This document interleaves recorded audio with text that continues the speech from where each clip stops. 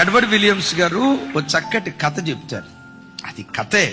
ఒకసారి యేసు ప్రభు వారు, దైవజనుడైన మోషే, మళ్ళాంటి విశ్వాసి గోల్ఫ్ ఆట అంటారే, గోల్ఫ్, ఇక్కడ బంతి కొడితే అక్కడెక్కడో రంధ్రంలో పడిద్ది కదా, ఆ ఆట ఆడుతున్న సరదాగా, ఒక మాట సరదా.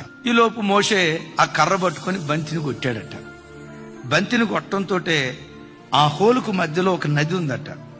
ఈ బంతి వెళ్ళి నీళ్ళలో పడతా ఉంటే ఆ నీళ్లు రెండు పాయలుగా జీలి రోడ్డు ఏర్పడితే ఆ రోడ్డు మీద బంతి పడి ఎగిరి ఆ చివర రంధ్రంలో పడిందట. తర్వాత యేసు ప్రభు వారు వంతు వచ్చిందంట. యేసు ప్రభు వారు కూడా బంతిని కొట్టారు. మోషేకు రెండు పాయలైనట్లుగా నీళ్లు రెండు పాయలు కాల.